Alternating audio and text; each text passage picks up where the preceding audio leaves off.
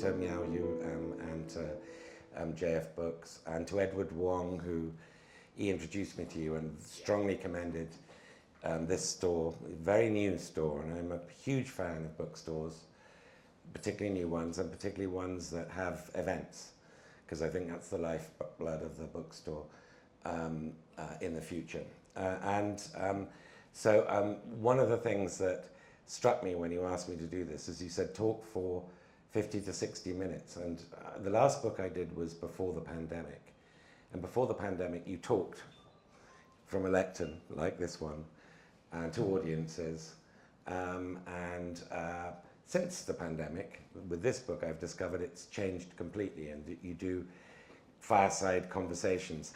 So I'm rather unused to speaking from a lectern about this book, not about books I've written, but about this book, and rather refreshed to be asked to do that. Now, Brzezinski and China it's a big element of his career, and it's a pretty significant strand of this book. And I know that it would be a good thing for me to emphasize the China strand of this biography, which I will do. I'll get onto it. I'll just give you this one little flavor of it, which I think some of you will be aware of, those of you who are sort of long-standing Washingtonians, that the first time a Chinese leader visited the United States in history was Deng Xiaoping in late January 1979, and the first night of that first visit by a Chinese leader to the United States in history was to Brzezinski's home, 20 miles or so away in McLean, Virginia. And they had this rather bibulous, really almost inebriated evening, where Brzezinski had been, for the previous Christmas, as he received every Christmas, a bottle of vodka and caviar from the Soviet ambassador, Anatoly Dobrynin, the long-running, very sort of silky, urbane Soviet ambassador. And they used the Soviet ambassador's vodka and ate his caviar to toast US-China normalization. And Deng Xiaoping found this really funny. And so they just kept toasting each other, and they got drunker and drunker. And that was an historic evening. It was also a really unusual evening. And Jimmy Carter permitted this because the normalization of US-China relations was really about that Brzezinski-Deng Xiaoping relationship. And that was sort of central to it. But also because Carter was an unusual president. He was not a sort of raging egomaniac. He did not believe that the first night should be with him. He understood that his national security advisor, Brzezinski, sort of deserved that honor. And so it's a really, really unusual evening, and I'll get back to the context of that in a moment, and of the sort of broader China legacy of Brzezinski's career. But let me just give you the basics, which is why I wrote this biography, and why I think there was a gap, which I sought to fill. And that is that there were several really big, grand strategic thinkers during the American 20th century, during the Cold War, starting, of course, with George Kennan, the father of American Cold War strategy of containment, and then, of course, Kissinger, Dean Acheson, lots of practitioners like Jim Baker, Brent Scowcroft. But Brzezinski had never had a big biography, and he really ought to have. And one of the reasons he didn't have a big biography is because while he was alive, he'd never had a big English language biography, I should add. There is a very good French one translated into English by Justin Vez, which I strongly recommend. But he never had a full life biography, and he'd never cooperated with biographers. And so about a year after he died, maybe 18 months after he died, which was early into Trump's first administration, he died May 2017, his family came to me, his children, Mark, Ian, Mika, came to me and they said, look, here are these diaries that he kept when he was National Security Advisor to to Jimmy Carter. Just read them and see what you think. And knowing full well what a biography is, it's not, you can't cut corners with a biography. I was very skeptical, but then I started reading these extraordinary diaries, which he added to daily into a dictaphone. He dictated into this machine, which was then typed up the next day. And he spoke in fully formed paragraphs. He was a very sort of concise but articulate person. I got immediately gripped, immediately sort of drawn in to that very, very geopolitical decade, the 1970s. We talk nowadays about the revenge of geopolitics. We are living in an era of the revenge of geopolitics, but that was the sort of most geopolitical decade, arguably, of the Cold War era. And the Carter administration, to which Brzezinski was National Security Advisor, had not just China normalization, a very big move on the chessboard, but the returning of the Panama Canal to Panamanian sovereignty. I'm talking about echoes with today, the Iranian hostage crisis, which was the ultimate undoing of Carter, the first recognition of Israel by an Arab nation, Egypt recognizing Israel at the Camp David, these marathon Camp David talks, the SALT II Strategic Arms Limitation Treaty, the SALT II negotiations that happened during Carter, the Soviet invasion of Afghanistan, the boycott of the Moscow Olympics that resulted from that, and then the Soviet non-invasion of Poland. And it was an extraordinarily turbulent geopolitical decade. And Brzezinski's first draft of history, if you like, those diaries that were given to me, just sort of drew me in. It was quite gripping. And so once I'd sort of secured the agreement that if I did do a biography, the family wouldn't read it until anybody else read it, that they have no veto, or that in the sort of parlance of biographers, that you're a non-authorized biography but with unrestricted access. That's the optimal thing for a writer, unless you're a gun for hire, and obviously no self-respecting writer would be a gun for hire. Then I agreed to do it.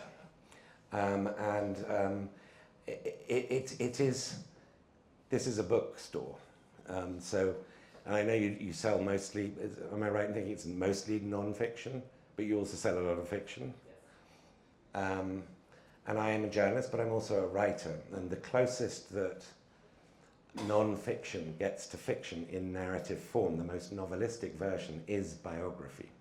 Biography is a story with a beginning, a middle, and an end, and with characters, and kind of a plot, a really, really quite dramatic plot.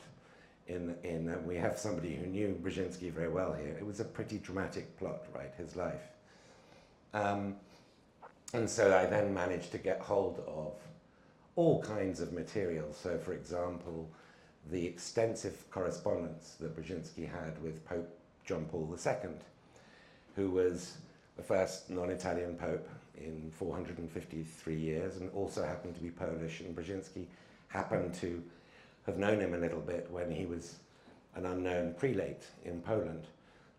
So this sort of extraordinary chance or serendipity really did change history, and I'll mention the Soviet non-invasion of Poland later. It was a product, the non-invasion of that. And then his childhood diaries. So for a biography, what do? You get to what is underneath, what is the formative creation of a character. In this case, a grand strategist. And you try and see what are the sort of private, as I say, formative upbringing influences that help to create the public figure that we all know. And in Brzezinski's case, it's a really remarkably simple, the through line. There's this thesis that he wrote when he was 22, when he was at McGill University in Montreal in Canada. And the thesis is called Russo-Soviet Nationalism, and this is 1950. So we're early stages of the Cold War, a 22-year-old Polish emigre in Canada, and he basically writes a 150-page thesis, Russo-Soviet Nationalism, that challenges the orthodoxy of Sovietology across the West, at Harvard, at Columbia, etc., and says you're wrong.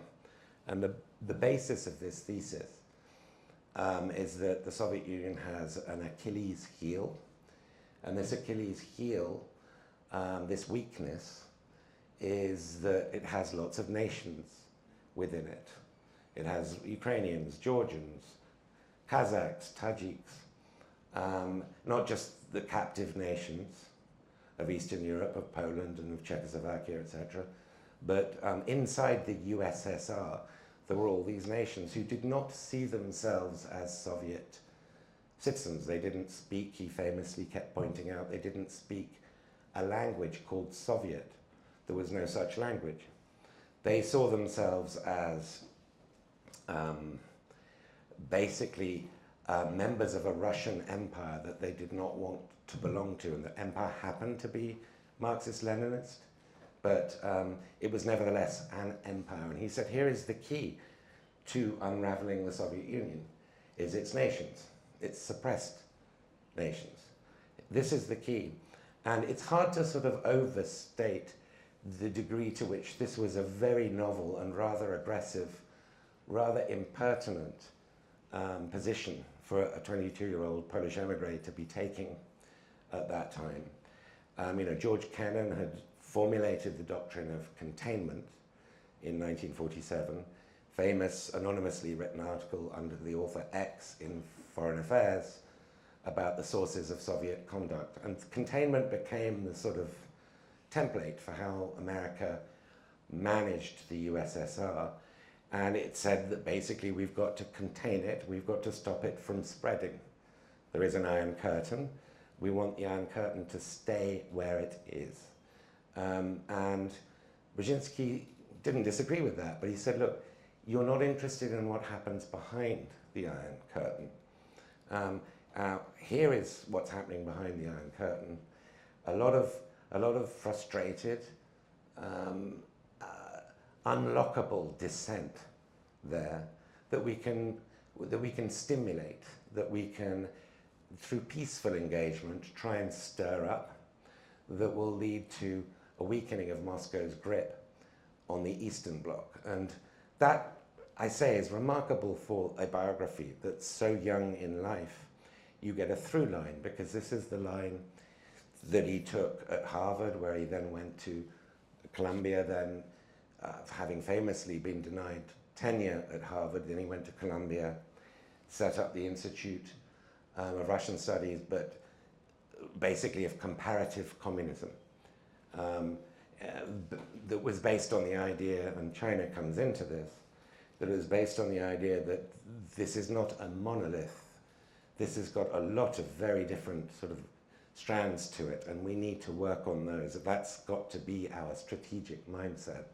Then through the 60s, he got a position in LBJ's, in Johnson's State Department, then as Hubert Humphrey's Foreign Policy Director in the 1968 campaign, the one, of course, that Nixon won, and then through the 70s as this sort of rising luminary, the Democratic Party's Kissinger, as he was known in the 70s, and then through Carter.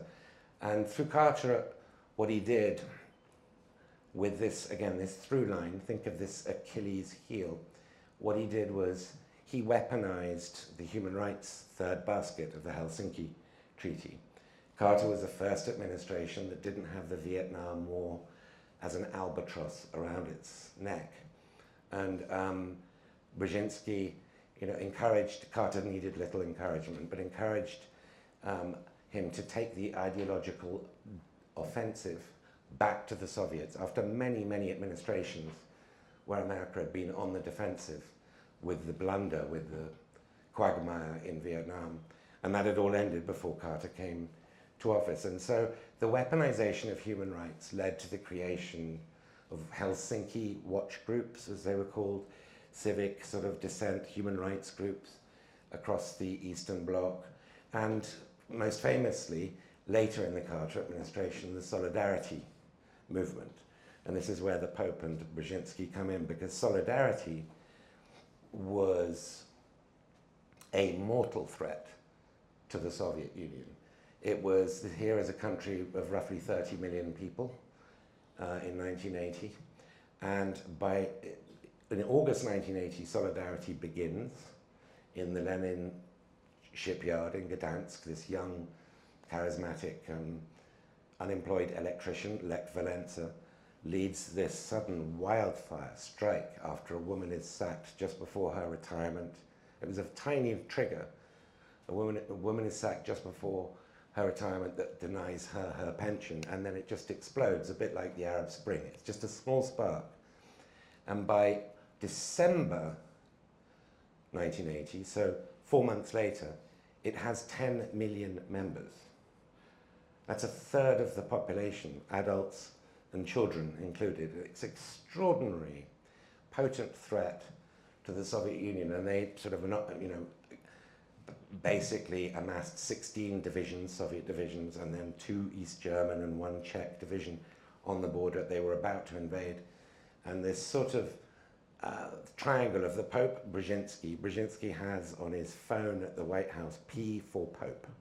He has a hotline to the, he just presses P, and a Monsignor picks up in the Vatican and hands it on to the Pope. It's an extraordinary situation.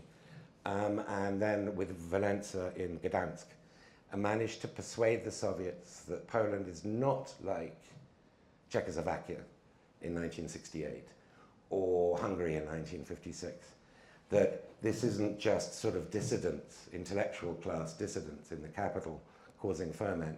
This is the church. This is the working class, which was a real puzzle to the Soviet Union, that it was a working class movement, but we represent the work. You don't need a trade union. And it was potentially parts of the Polish army that would resist, and managed somehow to persuade Moscow, Brezhnev, that Poland would be indigestible. It was known as the porcupine sort of theory, that you cannot swallow a porcupine. And carrying on this through line, remember I'm talking from his 1950 thesis to 1989. Now the date June 4, 1989 sounds very, very different to Chinese and non-Chinese ears. This is a notorious date. It's a Tiananmen Square massacre. It's also the day that the Soviet Union-US Cold War ended. It's also the day the Soviet Union conceded defeat, because that was the day that Solidarity, having been through many ructions, and I won't go into what happened between 1980 and 1989, but eventually in 1989 the Polish regime agrees to hold elections, very, not rigged, but very tightly circumscribed elections. And the idea of the Polish leader, General Jaruzelski, is that if they do well, Solidarity, we will invite them in as a junior coalition partner. But they didn't just do well. They took 99 out of 100 seats. And it became really apparent that the junior coalition partner with the Ministry for Sports and Youth, etc., was not going to cut it. And so Jaruzelski contacts Gorbachev in Moscow, and they agree it will be allowed to form a government on its own. That's the moment the Soviet Union ended. That's the moment, 5 months before the Berlin Wall fell. That's the moment that it ceded a monopoly on power, and therefore the system was blown open. So it's a very, very different date. But my point here is, I mean, the coincidence with Tiananmen Square is uncanny, but my point here is that it's extremely rare in a life of a sort of hyper-influential, achieving person to get the microcosm of their life laid out so clearly, and of their strategic sort of approach to politics and academia, as Brzezinski did with this 1950 thesis. And why did he write that thesis? What made him different to other extremely august, impressive Sovietologists, way older than him? Well, I think it's because he was born in Poland. He spent the first 10 years of his life in Central Europe, not all of them in Poland, but his dad was a Polish diplomat, and he was posted to Lyon in France as consul general, then to Leipzig in early Nazi Germany as the Polish consul general, then to Kharkiv in Ukraine, in Soviet Ukraine, during the really horrendous Holodomor and collective agricultural collectivization and the Moscow show trials. And then in 1938, when the young Brzezinski, Zbigniew Brzezinski, is 10, his dad, Tadeusz, gets a job as consul general in Montreal, in Canada. And they take the boat across the Atlantic. A couple of days after the Munich agreement, the notorious Hitler-Chamberlain deal to give away Czechoslovakia, to give away the Sudetenland. And so he crosses the Atlantic, short on the eve of the Second World War. Of course, the war begins a year later, and it's about Poland. It begins in Poland, and it's about the vivisection of Poland between the Soviets and the Nazis. Most of the first year of the Second World War is about Poland. So you have an 11-year-old Brzezinski arriving in Canada without speaking a word of English. By the end of his first year at school, at this Anglophone prep school in Montreal, although it's a French-speaking city, it was an Anglophone prep school, winning first prize for English literature, English poetry. I mean, he was very gifted academically, and he kept these diaries in Polish, in really, really sort of indecipherably written Polish, so it took a long time to translate them properly, in which he would mention one or two cursory personal things about his mother's sick, or there's a girl he thinks is pretty. Then he'd get into detail about European politics and Nazism and fascism and Bolshevism. As an 11-year-old, you get these extraordinary detailed accounts. And on September the 4th, 1939, Poland's invaded. And for the first couple of weeks, Radio Warsaw keeps broadcasting. So they're listening every night to this horrific sort of blitzkrieg, the sort of onset of modern warfare, total warfare. First really sort of extreme example of it. And then after 2 weeks, Radio Warsaw goes silent, except for, towards midnight, the first 11 notes of a Polonaise by Chopin. And then after a couple more weeks of that is replaced by Deutschland über alles. And so this 11-year-old is listening to this. And these diaries, I mean, they're extraordinary. Even as he's going through the Second World War and becoming an adolescent, he's chasing girls like it's, like a Polish cavalry charge. He's not particularly subtle about it. But there are a couple of lines, and then like paragraphs about this battle there and that maneuver here, and an incredibly sort of what I call amputated Polish mind, a sense of agony that his homeland is being extinguished in the most brutal, total form. And that is what I describe as a sort of every life has a significant initial rocket boost, motivating boost. For him, it was lost Polishness. And I think that sort of explains, he then learns Russian. He's a very good linguist. And he learns Russian and starts reading Pravda as a student at McGill. I think that explains this insight into the smaller nations. A life, like this has has really simple, clear through lines, such as the one I've just laid out, but they also have a lot of complicated sort of accidents of history. And one of the most extraordinary, and I think still underappreciated, relationships of American sort of American history is between Kissinger and Brzezinski. It's an extraordinary relationship, this dialogue that begins in 1950 when they first meet in Harvard and ends in 2016 when they both appear on stage together in Oslo at this Peace Prize forum. But it, I think, begins really in 1938 because a couple of weeks before Brzezinski gets his first sight of North America, shortly before that, the 15-year-old Heinz Kissinger has got his first sight of North America as well. Becomes Henry, anglicizes his name. So they arrived, these washed-up immigrants, on North America's shores at the same time. And then in 1950, they sort of brush with each other. During the 50s at Harvard, they didn't really compete. There's a sort of legend that's taken hold that they competed for tenureship at Harvard and Kissinger won. That wasn't quite right. But they didn't really compete because Kissinger was a diplomatic historian. He was not a Sovietologist. So they weren't really in the same academic lanes. They had, Kissinger had a fascination, a well-known, a legendary fascination with great powers and stability between great powers. And understandably, given the history of what happened to his family, the family who stayed behind all died in the Holocaust, his quest was for stability. Brzezinski's was for justice.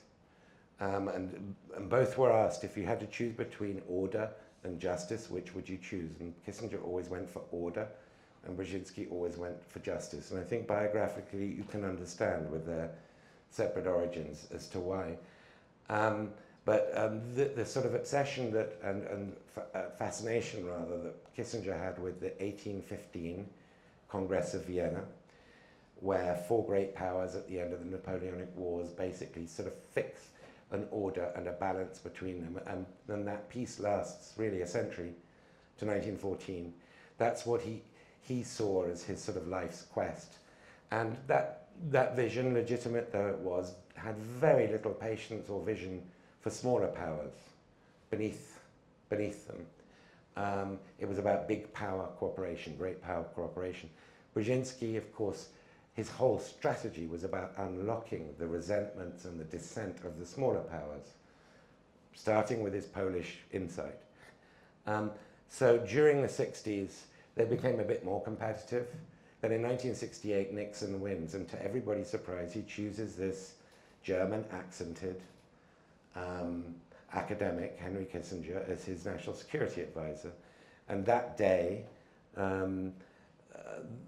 Brzezinski realizes that this guy who's born abroad, an immigrant, hasn't lost his accent like him, could reach the very top that a foreign-born, that a naturalized American could reach in American foreign policy. That day he bought a notebook at a store not several blocks down from here that used to exist, and wrote down the names of all his national security council appointees that he would, when he emulated Kissinger. So he became competitive. That's when their real rivalry, what I call a frenemyship, begins. And part of it was simply sort of career ambition. But some of it was genuinely ideological differences over how to prosecute the Cold War. And Kissinger, developed with Nixon this strategy of détente, of relaxation with the Soviet Union, which sort of became a successful foreign policy by the early 1970s, SALT I being one product of it. But what was it based on? It was based on a deep pessimism about the Soviet Union's ability to catch up, an optimism about the Soviet capability, and a pessimism about America's ability to maintain a lead. Kissinger thought the Soviets were catching up and would overtake. And a lot of people believed that. There was something called the convergence theory that the CIA believed, but academia, it was popular in academia. And it had been sort of, since the Sputnik satellite launch by the Soviets in 1957, it had sort of become a very overblown fear. It wasn't untypical, but Brzezinski did not share this fear. Brzezinski was very much the optimist in this scenario. He believed the Soviet Union's demise was a matter of time, partly because of the Achilles heel, because of these nations that could not be suppressed indefinitely, and partly because he saw it, he traveled there a lot, and saw that it was a very uninnovative, very stagnating system. And he described the Soviet Union as a museum to the industrial age. They weren't producing computers. They had one car, the Fiat, in a joint venture with the Italians. And he saw, just with his own eyes, without being an economist, what people who were just looking at the data that happened to be false data, Soviet statistics, couldn't see, which was this was stagnating. And as a Sovietologist, he also saw how the system reproduced itself, and he described this famously as reverse natural selection. You only get promoted if you're uninnovative, you're not creative, you're not imaginative. So reverse natural selection meant that people who were committed to the status quo were running the Soviet Union increasingly. It was becoming bureaucratized, old, gerontocratic, ossified. And so he was very confident. He was the optimist that America would overtake. And I think in that respect, history bore him out. I think Kissinger was a much more skillful diplomatic practitioner than Brzezinski, who was really very rude to people with whom he disagreed. As I say, the sort of Polish cavalry charge was always there within him. Kissinger was a master of seduction, and which is an essential tool of diplomacy. He was a great flatterer. I'd had a lot of interviews with Kissinger. This is obviously after Brzezinski died. I didn't know I was going to write Brzezinski's biography when he was alive, but I had a lot of interviews with Kissinger about this. And first thing Kissinger said to me was, I read all your columns every morning. And I knew that, well, so I don't have a column every morning. And I knew he was flattering. But of course, the little piece of you is going, yeah, but on the other hand, he's a really good talent spotter. He knows how to. And Brzezinski just wouldn't do that. He could decapitate people verbally in 2 very swift sentences, and not realize how personally wounded they might feel. They had very different styles. But if you take the great modern sort of 20th century British philosopher Isaiah Berlin's Hedgehog and the Fox, famous, he was applying it to Churchill, I think. So the fox is a clever operator that's cunning and tactical and knows lots of things and tricks and gets many little things or medium-sized things done. Hedgehog knows one thing, how to protect itself. And he applied that to Churchill, because Churchill had got everything wrong. India, Ireland, the gold standard, the Dardanelles, except the one big thing, which was Nazism, that he got right when everyone else around him were being foxes and just not getting it. Well, I think on the Cold War, just to judge by the Cold War alone, Brzezinski was the fox. Kissinger was the fox and Brzezinski was the hedgehog. He understood that it's not going to be around forever, and it's a question of how quickly and in what manner we help its unraveling. Hopefully peacefully, but it's just a matter of time. Kissinger didn't have that view. So this rivalry, this frenemyship, even when they were really getting quite bitter, and Brzezinski, before Carter was elected, became a more and more public, a more and more visceral critic of détente. And he said the Soviets were exploiting détente. And even during the sort of height of, I don't know, sort of not quite assassination attempts, but there were a lot of sort of proverbial back alley fights between Kissinger and Brzezinski in the media, in public. Even during the height of that, they would meet every few weeks at a French restaurant near the White House called Sans Souci, which no longer exists, and carry on, and they couldn't really help. And after Brzezinski died, Kissinger wrote this letter to Brzezinski's wife and daughter, saying that he didn't have anybody to talk to anymore. He broke down, he heard the news in his library and at his home, and he broke down because even though they disagreed and even though they were rivals to some degree and that it got tense at times, there was nobody with whom he could talk like that. So it's an extraordinary, if you date, you know, their dialogue from 1950 to 2016. This does, I think, rival the Jefferson-Adams dialogue. So the one area they did agree on was China. Nixon, of course, had written about exploiting the Sino-Soviet split for foreign affairs in 1967. And Kissinger, after he moved to work for President-elect Nixon in late 1968, wasn't an enthusiast of this move. So this was Nixon's idea, but Kissinger then executed it in a way that only he could. And you had this extraordinary secret trips via Pakistan as the sort of intermediary to set up the famous Nixon trip to China. And that was a coup. It was an extraordinary move on the geopolitical chessboard that really did weaken the Soviet Union, but paradoxically encouraged it to double down on détente, because it couldn't afford to build up forces on its eastern and western front. It just couldn't afford to. It was stagnating.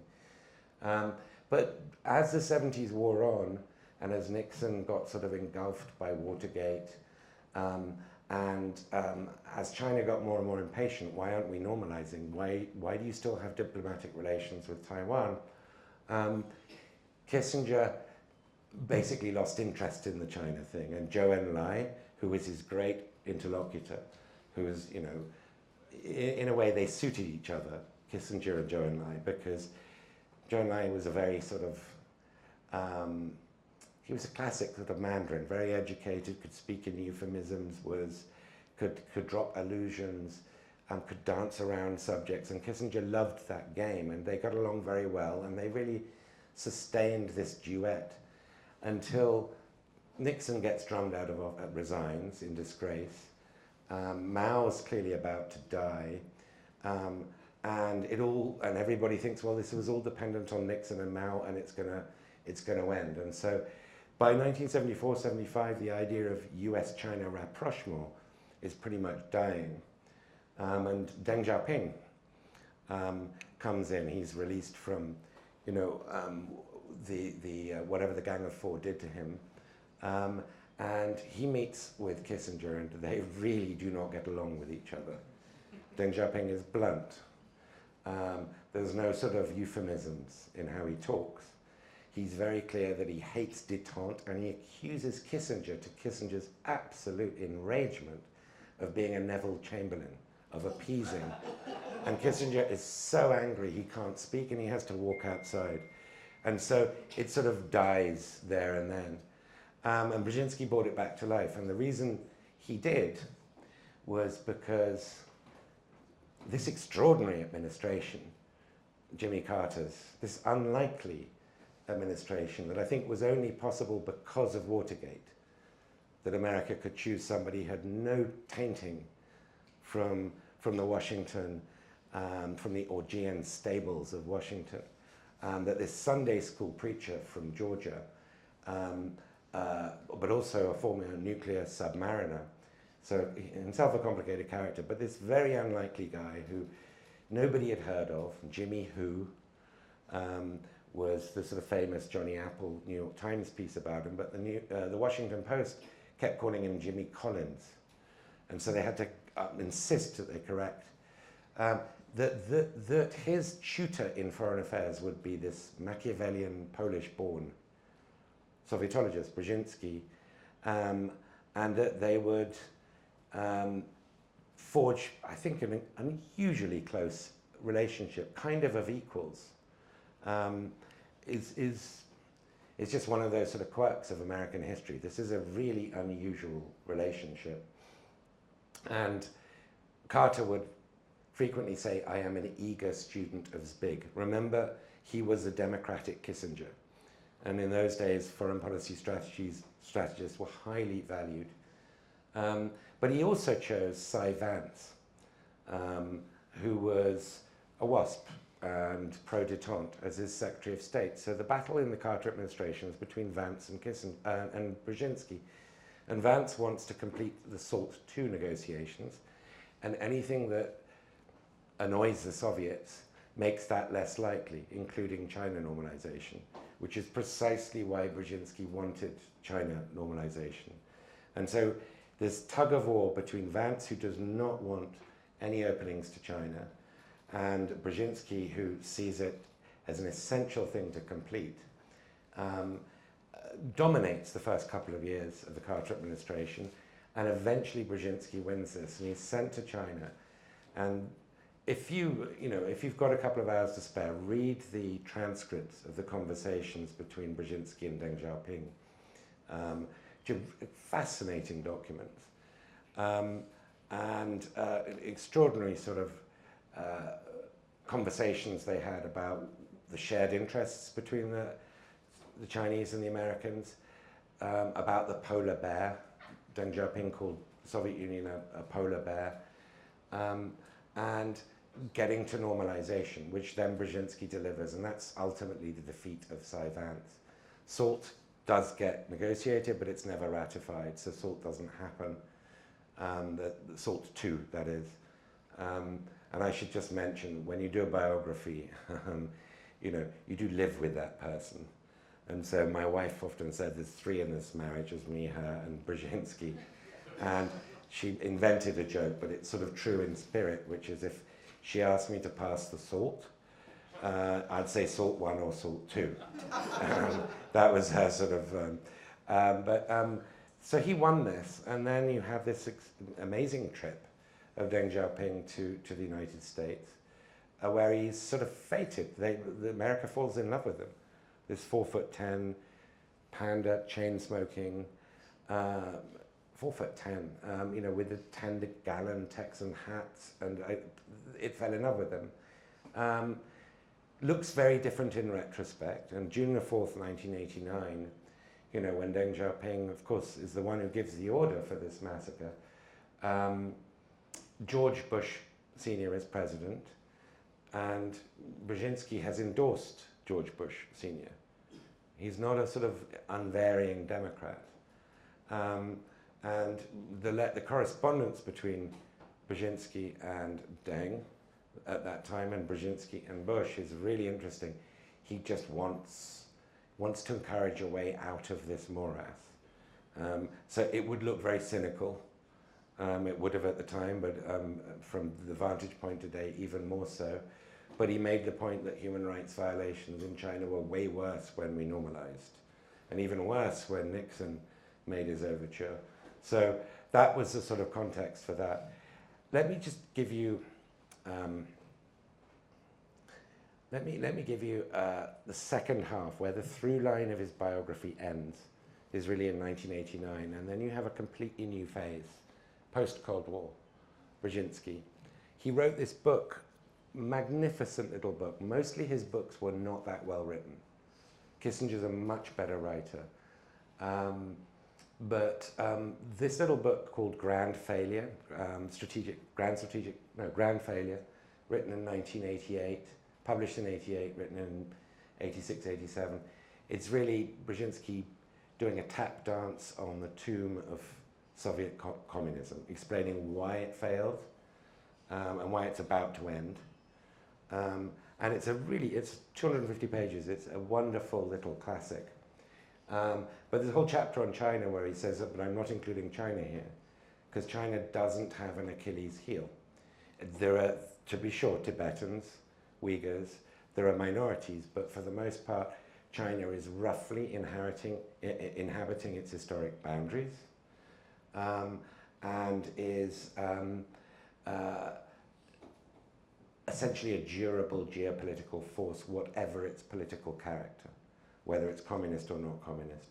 And therefore, it will probably remain a state capitalist-led, increasingly wealthy country that will become a geopolitical rival to the United States, but the Soviets are over. And this was, the subtitle of my book is, I use the word prophet. He was very, very good at predicting trends. Very, very good. Then in 1993 writes a book, Out of Control, amidst the Francis Fukuyama sort of end of history spirit that this town and the West in general were feeling, understandably, given that we had won the Cold War, we'd won that ideological global titanic battle mostly peacefully without too many shots being fired, and there was a triumphalism which Brzezinski saw as hubris. And so this is where he goes from being the optimist, the great optimist, to being the great pessimist. And this book, Out of Control, says there are all these countries that will perceive themselves to be on the losing side of history, that are going to get together, and they're going to be what he called an alliance of the aggrieved. They're going to feel slighted, left out. They're going to feel that when Washington says there's one way of doing things, and that's our way, and you must just aspire to be us, they're not going to actually comply.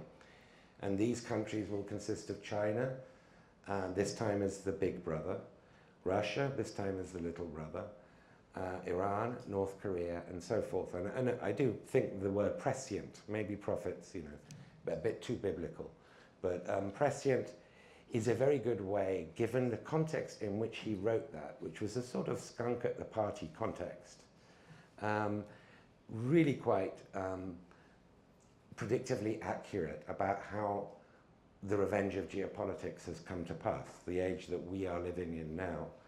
And then later that decade, he wrote The Grand Chessboard, which was, I think, sort of more of his classic, that fleshes out what a revanchist, more nationalist Russia could do.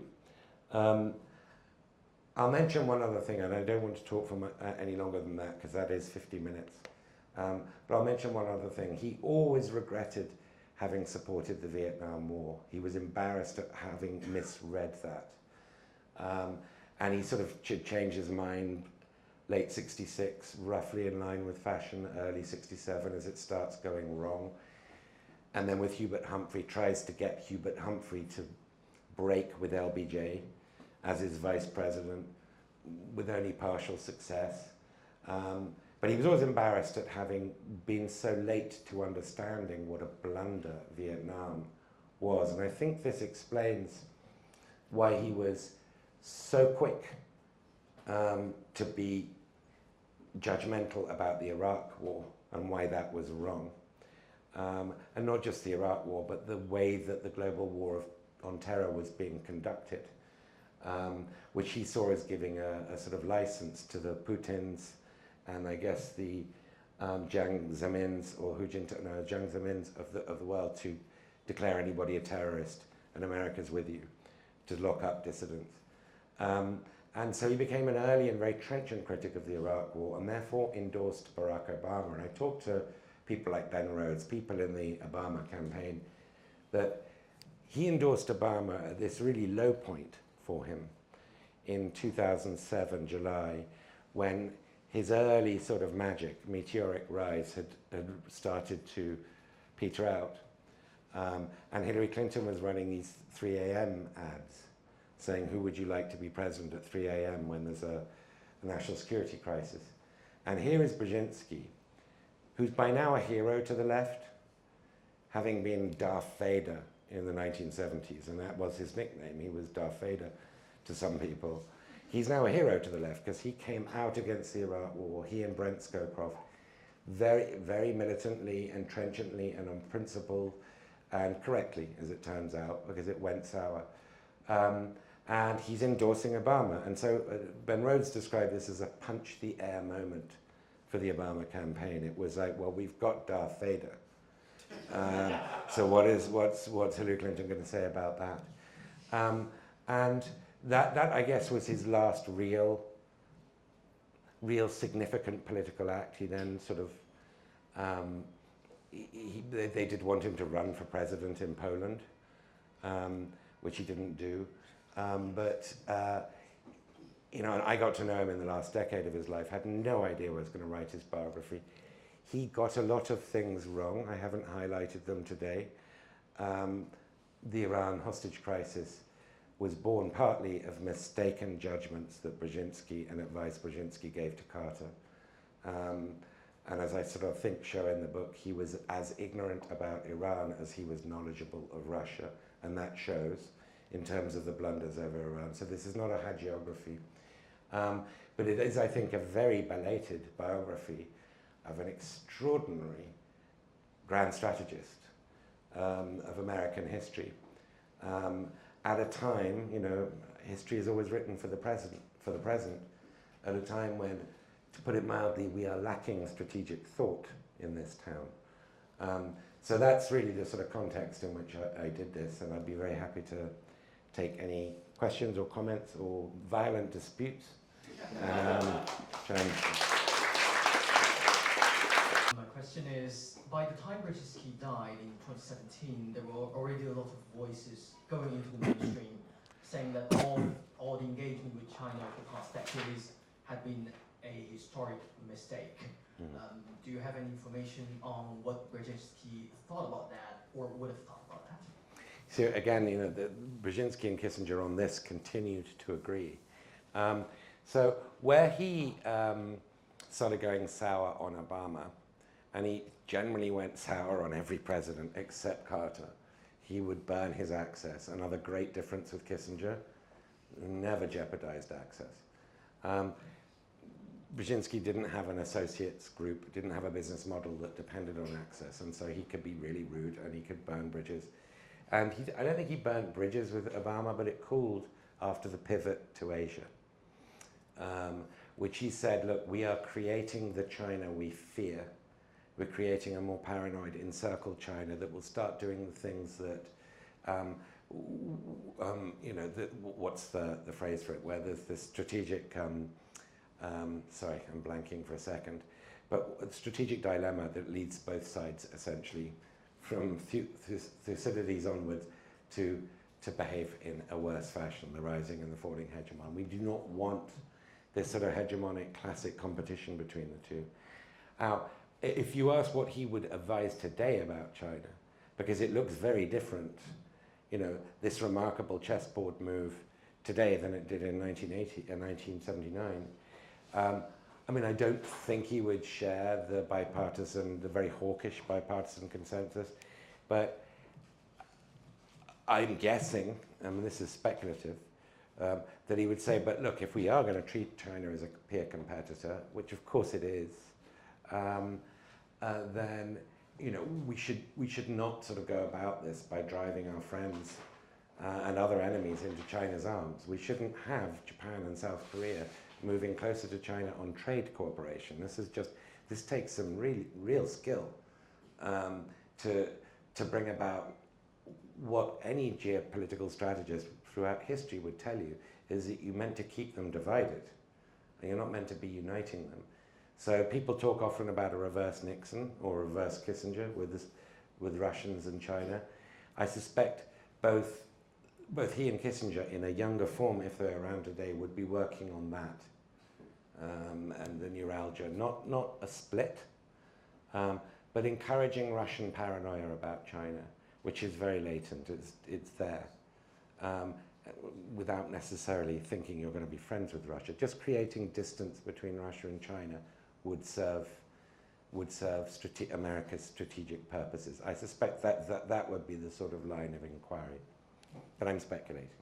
I'm just very curious how Carter managed to get both Vance and Brzezinski on his staff in those two different positions, and how he managed to keep them. So Vance kept resigning or trying to resign, and Carter kept stopping him. And you know, Vance was, in a way, the last of the WASPs, of that era of WASP. But all of them, the older generation, the grandees, Averell Harriman, Robert Lovett, John McCloy, Dean Acheson, all of them counselled Carter against hiring Brzezinski. They saw him as implacably biased because he was Polish-American. They said, this Pole is going to get us into a war with Russia. And it's interesting for me as a Brit in Washington, and not just Washington, living in Georgetown, to sort of look at the WASP elite, because, you know, if this wasn't America and America didn't have the history, what we would call them is English Americans. And they had their own biases, thankfully, given, I'm delighted they did, towards transatlantic and you know, throughout the 20th century. But they did see, they were very hostile to Brzezinski. Kissinger dealt with this hostility of dual loyalty in a different way. And of course, as you mentioned, his relationship with Nixon was much more psychologically complex. And Kissinger was a lot younger than Nixon, and Nixon had been vice president for 8 years, so it was more of an equal, you know, Brzezinski was Carter's tutor, and he kept saying in public, "I am an eager student of Zbig." And then he continued to say this during his early presidency, and there's this wonderful handwritten note: "Mr. President, I don't think it's good to keep using this phrase, because the American people want a leader, not a student." And on the margins, Carter scribbles, "Okay." That's perfect. Yeah, thank you all so much for joining us tonight. Thank you. Thank you. This is like, thank you for coming.